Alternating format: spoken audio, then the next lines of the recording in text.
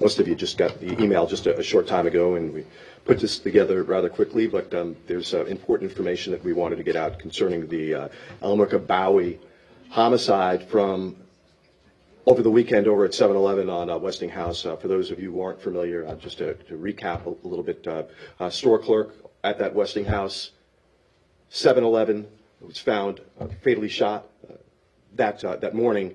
And I know some pictures had gone out, images had gone out yesterday of people who we need to speak with that we believe may be able to help us with some information in the case. So just want to start this thing off by reminding you to remind the public to take a look at those photos. If anyone knows anyone that are in those photos, to go ahead and call us, make contact with us. The people who are in those photos may not even know that they have information in this case, and I can't get into too many of the details with that, but I would encourage you to keep pushing those images.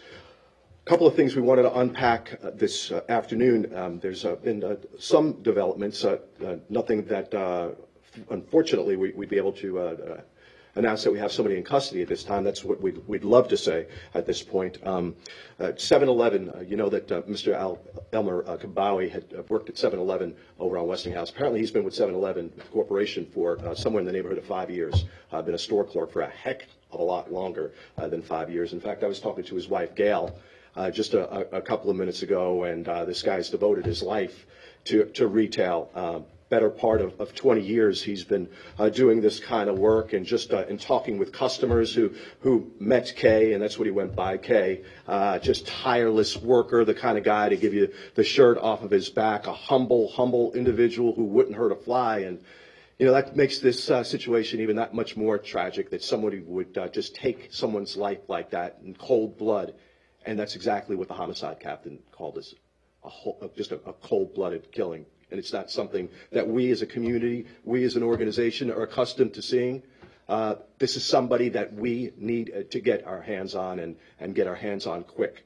7-Eleven, we have representatives here from 7-Eleven, and they're gonna keep a low profile. They don't want to say too much, but I think that there are some actions that they've taken that speak a lot louder than words do, and that's money. And sometimes money gets people to talk.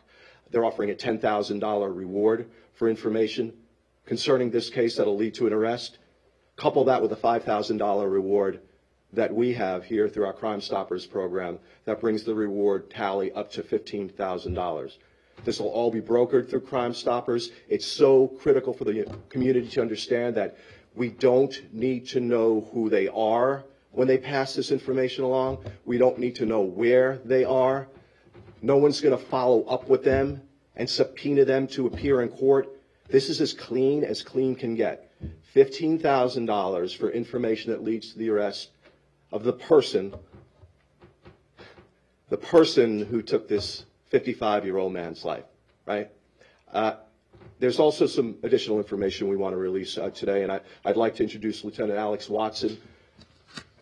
He's going to walk you through that and take a couple of questions regarding where we are in the investigation. Lieutenant Watson. Good afternoon. Today we want to let you all know we have some photos of who we believe to be our suspect, as well as a possible suspect vehicle. It is critical that we identify this individual as soon as possible, as well as the other witnesses that you all have received over the last few days. I want to encourage members of the public to call 704-432-TIPS with any information, no matter how minimal you think the information you have may be. It's our job to vet through any information that we have, that we receive from the public, and obviously the overwhelming goal is to get justice for the Elmer Kabawi family. At this time, I'll take any questions from any of you that I can answer. The witnesses that were in those photos, were those people, how are they connected? Can you give us any detail on if they were in the store at the time this happened, around the store? No, sir. We can't get into any sensitive portions of the investigation, and if I were to reveal that information now, I'd be compromising the investigation. And at this point, we're not going to do anything to do that with this case.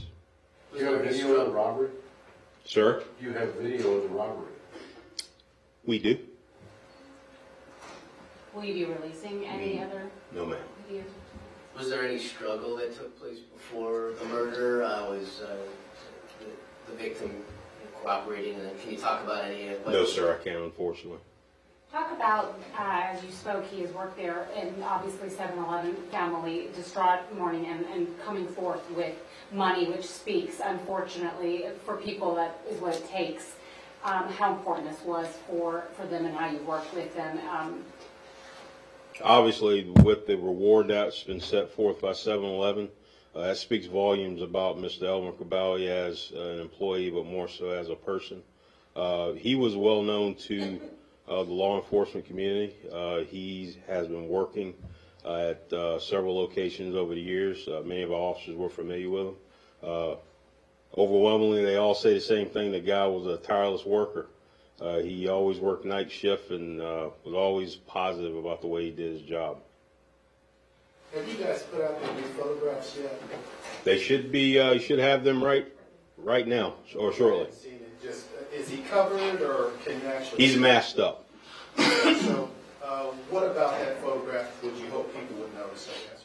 Well, some identifying feature. What that is, I don't know. Hopefully, it would be some credible information that could lead to an arrest. You'll be receiving what appears to be a vehicle off in the distance, away from the store as well. Hopefully someone will be able to identify maybe someone that was on that ramp from Westinghouse to I-77 south that early morning that may have saw something. We don't know, but we hope someone does. Based on the image of the suspect, have you connected him? Or are you investigating him in connection to any other robberies? No, sir.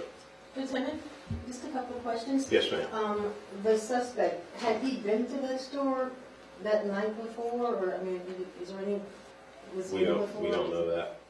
And Mr. How do you pronounce his name? Elmer Caballi. I'm assuming I'm pronouncing it correct. Okay. Was any? Can you talk about what he's taken? No, ma'am. And can you tell us? Was he shot once? I can't reveal that information. Do you think the suspect is in this area still?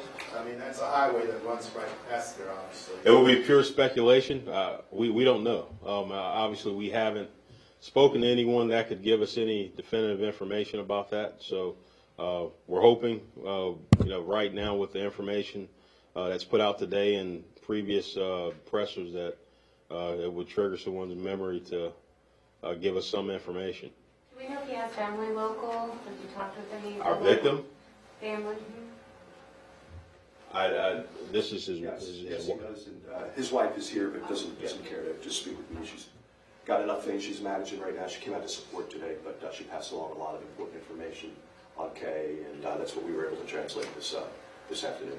So given what you have seen on the video, and knowing that this person is still out there, I'm assuming that there are other clerks like Mr. Elmer Caballi who might be concerned for their safety. What would you say to them, since this man clearly cooperated and did everything he was supposed to do? Well, obviously, from a law enforcement perspective, you want to tell anyone working doing those hours in a location like that to be extremely vigilant. And if you see anything suspicious, someone hanging out in a parking lot or hanging around in a store that clearly indicate they're not going to buy anything, they may want to hit a panic alarm or dial 911, whatever they need to do to get us out there. Obviously, we want to keep everyone safe, especially those that are working those jobs during those times of the day. But there's very little foot traffic out there. Can you say whether or not, and I know you have to be very particular in terms of releasing evidence, but did the suspect surprise him? I mean, I guess, would he have had any kind of chance to react, get away, anything? The victim. Unfortunately, man, I'm not going to reveal any specifics about what that surveillance video shows us. That's a very sensitive part of the investigation. And you know that too, don't you? Lieutenant, at this point, do you know if there were any customers in the store at the time this happened? Customers in the store during the time it happened? Right. There were several witnesses that your thing were in the area. Was there anyone They were else? no, not that we know of. Guys, we appreciate the lieutenant. Get back to where we also know you guys are on probably a hard deadline here, and obviously anything that develops, we'll be sure to pass along through the Public Affairs Office. Lieutenant, we appreciate your time, sir. Thank you. You good?